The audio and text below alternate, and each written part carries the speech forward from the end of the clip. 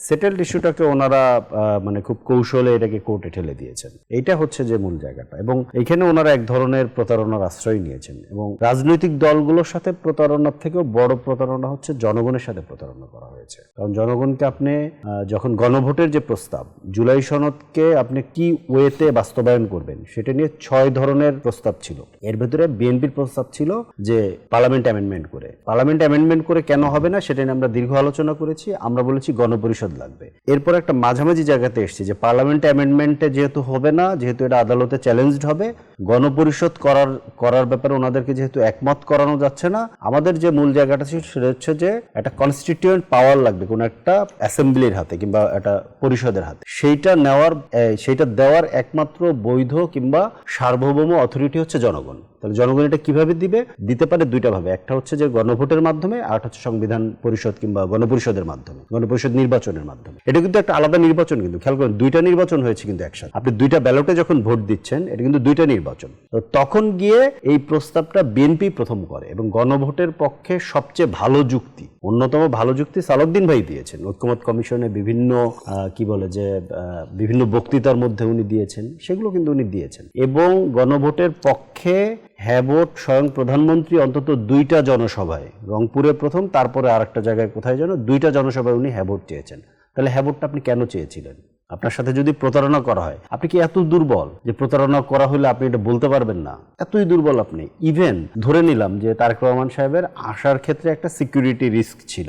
উনি যখন বাংলাদেশে এসেছেন, নির্বাচনটা হচ্ছে, নির্বাচনের বলটা মাঠে গড়িয়ে গেছে। এরপরে বিএনপি এত দুর্বল অবস্থায় ছিল যে তাদেরকে প্রতারণা করা যায় ইন্টারিম গভর্নমেন্টের মতো একটা গভর্নমেন্টের দ্বারা। এটা আসলেই সম্ভব। আপনি খেয়াল করেন ইন্টারিম গভর্নমেন্টের কতটুকু জায়গা পরিবর্তন হচ্ছে। বেশিরভাগ জায়গা তো বিএনপির সেটআপই রয়ে গেছে। অ্যাটর্নি জেনারেল অফিস বিএনপির হাতে ছিল, এখন যিনি পররাষ্ট্রমন্ত্রী তিনি আগের গভর্নমেন্টে ছিলেন।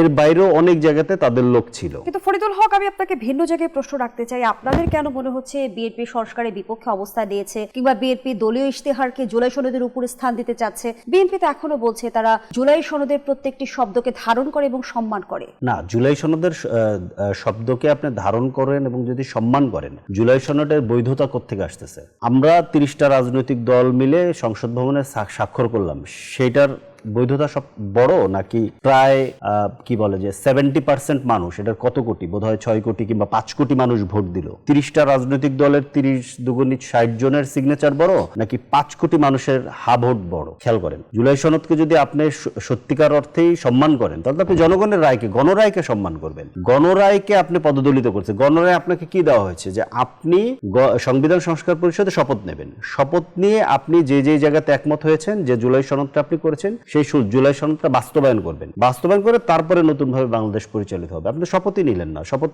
এবং জনগণের যে রায়, এই রায়ের ইয়ের ভিতরে, আদেশের ভিতরে স্পষ্ট বলা আছে যে আপনি এটা হওয়ার পরে 30 কর্মদিবস, পঞ্জিকা দিবসের মধ্যে শপথটা নিতে হবে। সেই 30 পঞ্জিকা দিবস গতকালকে পার হয়ে গিয়েছে। 15 তারিখ ছিল গতকালকে পার হয়ে গেছে, আপনি শপথই নিলেন না। তাহলে কিভাবে আপনি সম্মানটা করলেন? এখন একটা জিনিস হইতে পারে, যেটা বিএনপির বডি ল্যাঙ্গুয়েজ এবং বিএনপির কথাবার্তায় যেটা পাওয়া যাচ্ছে, যে আমরা যেহেতু 2/3 মেজরিটি পেয়েছি, আমরা যা ইচ্ছা তাই করব। আপনি খেয়াল করে দেখেন বাংলাদেশের বাংলাদেশের প্রেক্ষাপটে 2/3 সংখ্যাগরিষ্ঠতা কি আসলে ঝুঁকি? ভয়ঙ্করভাবে ঝুঁকি। দেশের জনতন্ত্র গণতন্ত্রের এই পর্যায়ে একটা বিরতি নিচ্ছি, সাথেই থাকুন।